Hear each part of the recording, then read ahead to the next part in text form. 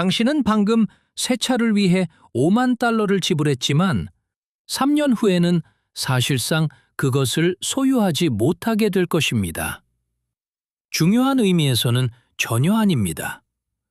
하드웨어는 당신의 것이겠지만 기능을 수행하게 하는 소프트웨어는 임대된 것이며 제조사가 결정할 때마다 약관이 바뀔 수 있습니다. 이것은 추측이 아닙니다. 이미 일어나고 있는 일입니다. 그리고 2026년이 되면 거의 모든 주요 자동차 제조사에서 보편화될 것입니다. 지금 당장 아무 대리점에나 들어가서 새 차량을 시승해 보십시오. 모든 것이 정상처럼 느껴지겠지만 별표 표시들이 눈에 들어오기 시작할 것입니다. 그 원격 시동 기능 말이죠. 평가 기간이 끝나면 구독이 필요합니다.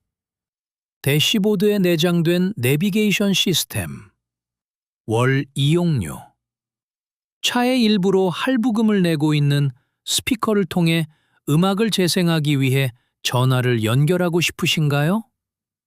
그 비용도 당신이 내야 합니다.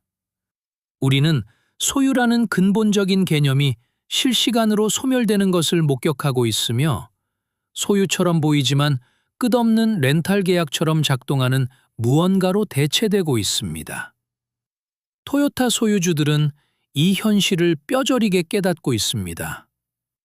앱을 열면 이전에 기능이 있던 자리에 구독 권유 메시지가 뜨는 것을 보고 있습니다. 엔진을 원격으로 시동 거는 데만 매달 8달러가 듭니다. 내비게이션을 이용하려면 15달러를 더 내야 합니다. 오디오 연결을 위해 또 다른 15달러가 필요합니다. 타이어 공기압이나 연료 잔량을 원격으로 확인하는 것조차 별도의 월 8달러 비용이 발생합니다. 내비게이션과 오디오를 묶으면 무려 5달러를 절약하여 총액을 월 25달러로 맞출 수 있습니다. 이것들은 이국적인 슈퍼카를 위한 사치스러운 옵션이 아닙니다. 이것은 일반인들이 출퇴근을 위해 구매하는 대중적인 차량들에서 일어나고 있는 일입니다. 구조 자체가 의도적으로 혼란을 주도록 설계된 느낌입니다. 제조사들은 기능과 차량에 따라 1년에서 10년까지 지속되는 무료 평가판을 제공합니다. 그 평가 기간 동안 모든 것은 완벽하게 작동합니다. 당신은 이러한 연결된 기능들을 사용하는 데 익숙해집니다. 일상에 그것들을 통합시킵니다. 그리고 나서 평가판이 만료됩니다.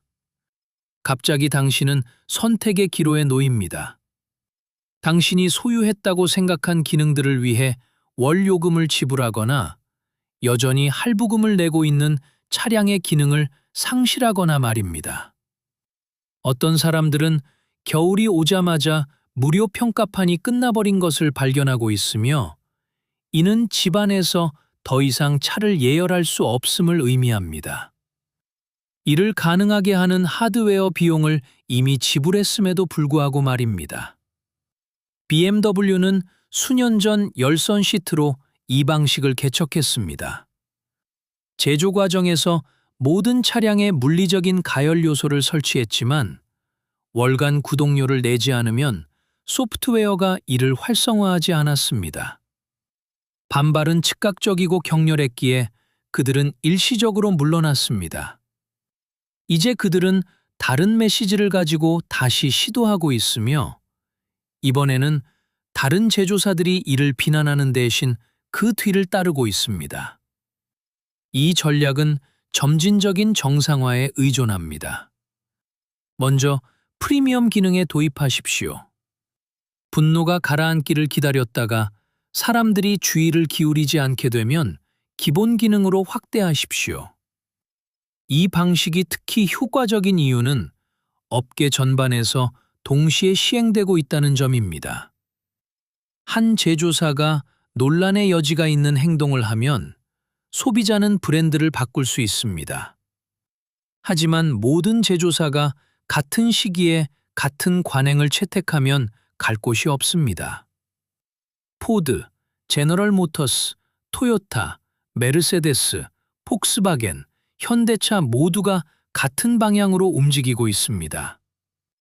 2028년까지 업계 분석가들은 브랜드나 가격대에 관계없이 사실상 모든 신차에서 구독 기반 기능이 표준이 될 것으로 예상합니다. 유료 결제 장벽 뒤에 놓이는 기능 목록은 계속해서 늘어나고 있습니다. 포드는 블루크루즈 시스템을 통한 고속도로 자율주행에 매달 $50를 부과합니다. 제너럴 모터스는 슈퍼크루즈를 월 $25에 제공합니다. 메르세데스는 커넥티드 내비게이션을 통한 교통 및 날씨 정보를 위해 연간 $150를 원합니다. 하지만 정말 터무니없는 지점은 여기입니다. 그들은 또한 차량의 최대 가속 능력을 해제하기 위해 연간 $1200를 부과하고 있습니다. 하드웨어는 존재합니다. 엔진은 물리적으로 그 수준에서 성능을 낼 수 있지만 돈을 내지 않으면 소프트웨어가 이를 제한합니다. 폭스바겐도 마력에 대해 같은 방식을 사용하며 이미 당신이 구매한 엔진에 내장된 출력을 사용하는데 매달 $22를 부과합니다. 테슬라는 수년 전 프리미엄 커넥티비티 요금을 정상화하여 실시간 교통 시각화 및 음악 스트리밍과 같은 기능에 월 $10에서 $16를 부과했습니다. 그들의 풀 셀프 드라이빙 기능은 월 $99 또는 $12,000의 일시불 비용이 듭니다. 그리고 그것은 여전히 운전자의 주의가 필요한 감독형 자율주행 기능일 뿐입니다. 토요타는 구독을 등급별로 묶었습니다. 내비게이션 서비스에 월 $15, 오디오 연결에 $15, 원격 시동에 또 다른 $15, 그리고 불과 몇 년 전만 해도 무료로 포함되었던 와이파이 핫스팟 기능에 추가로 $20를 받습니다. 재정적 영향은 빠르게 불어납니다. 현대적인 차량에서 완전한 커넥티드 경험을 원한다면 자동차 할부금, 보험료, 연료비 외에도 매달 $300에서 $500의 구독료를 쉽게 지불하게 될 수 있습니다. 이미 구매한 하드웨어의 소프트웨어 이용을 위해 연간 $6,000를 내는 셈입니다. 일반적인 7년의 소유기간 동안 당신은 $42,000의 구독료를 지불하게 되며 이는 차량 자체의 감가상각된 가치와 맞먹거나 이를 초과할 수도 있습니다. 독립정비소들은 이미 이러한 변화로 인한 압박을 느끼고 있습니다. 현대적인 차량은 기본적인 수리조차 수행하기 위해 제조사 전용 진단 소프트웨어가 필요하며 자동차 제조사들은 체계적으로 이러한 도구에 대한 접근을 제한하고 있습니다. 여러 주에서 수리할 권리 법안이 발의되었지만 자동차 업계의 로비가 대부분의 시도를 희석시키거나 차단하는 데 성공했습니다. 그 결과 독립정비소가 최신 차량을 수리할 수 없는 미래가 다가오고 있으며 이는 소유주들이 동일한 작업에 훨씬 더 많은 비용을 청구하는 대리점으로 돌아가도록 강요합니다. 이는 제조사가 당신이 소유하고 있다고 믿는 차량과의 관계의 모든 측면을 통제하는 폐쇄적인 생태계를 만듭니다. 이러한 커넥티드 기능 이면에서 일어나는 데이터 수집은 대부분의 구매자가 고려하지 않는 또 다른 수익원입니다. 운전할 때마다 차량은 정보를 제조사로 다시 보고합니다. 어디로 갔는지, 얼마나 빨리 달렸는지, 얼마나 세게 가속했는지, 언제 브레이크를 밟았는지 등 모든 것이 기록되고 전송됩니다. 보험사들은 이 데이터에 접근하기 위해 제조사들과 협력하고 있으며 이를 요율 조정이나 청구 거절에 사용합니다. 제조사는 당신의 운전 데이터를 제3자에게 판매하여 당신이 감시받는 특권을 위해 월 요금을 내는 동안 당신의 행동으로부터 이익을 창출합니다.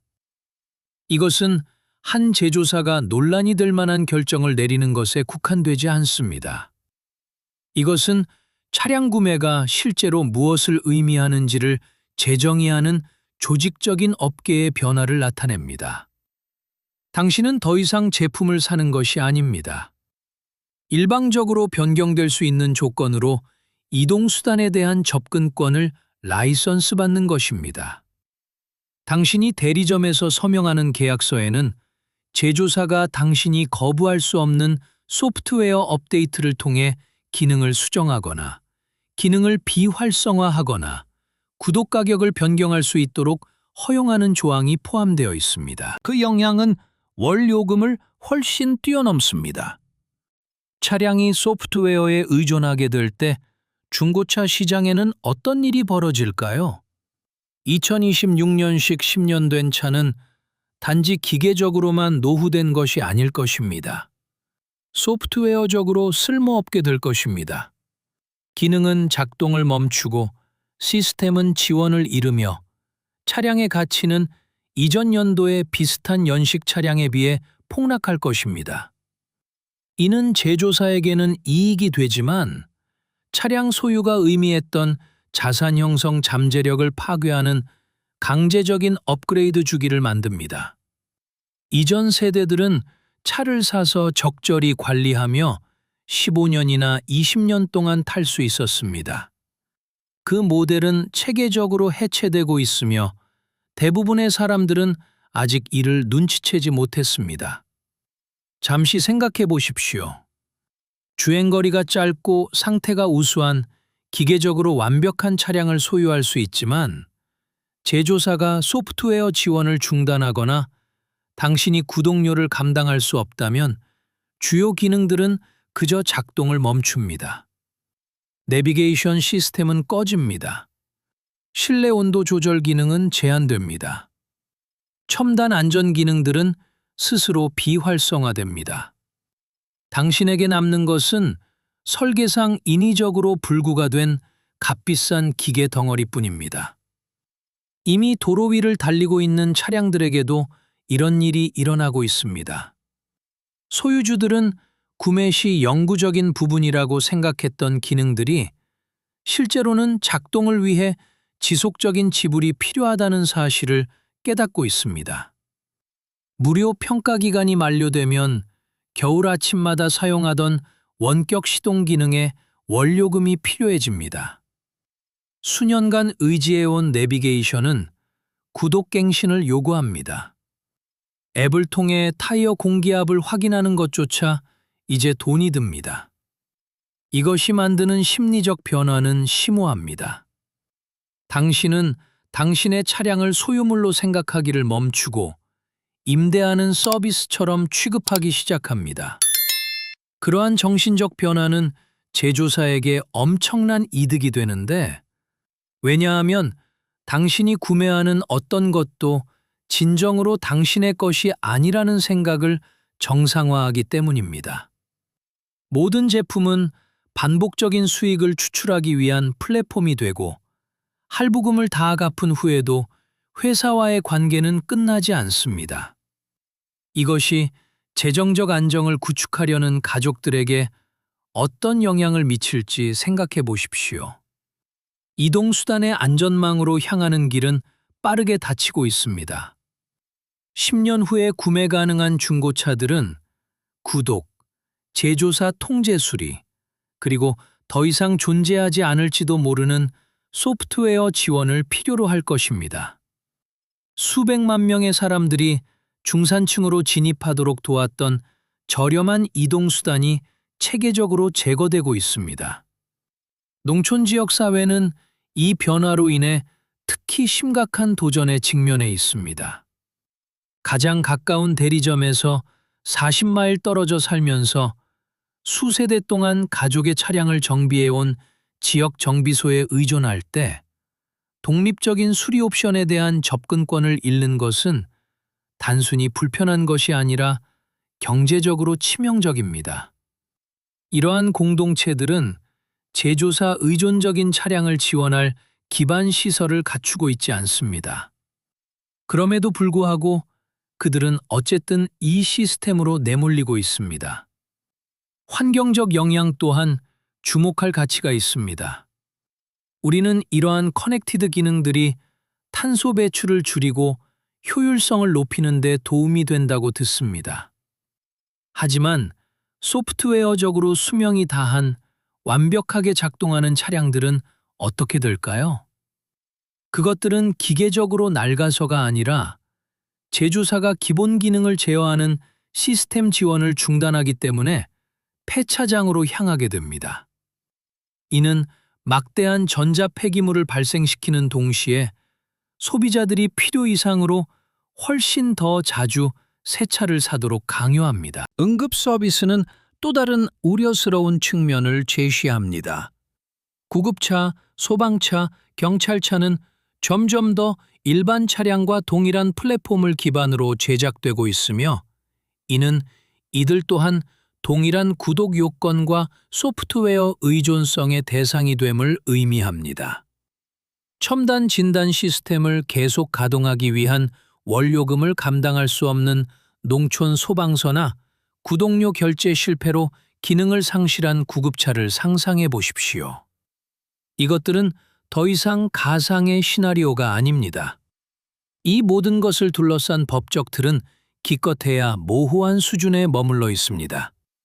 당신이 대리점에서 구매 계약서에 서명할 때 당신은 또한 차량의 소프트웨어 시스템에 대한 서비스 약관에 동의하는 것입니다.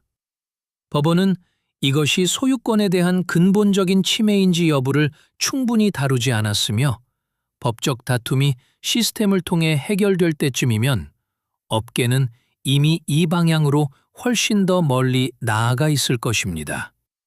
어떤 사람들은 단순히 이러한 기능이 있는 차량 구매를 피하면 된다고 주장하지만 그 선택지는 빠르게 사라지고 있습니다. 2027년까지 주요 제조사의 거의 모든 신차에 커넥티드 시스템이 기본 사양으로 포함될 것입니다.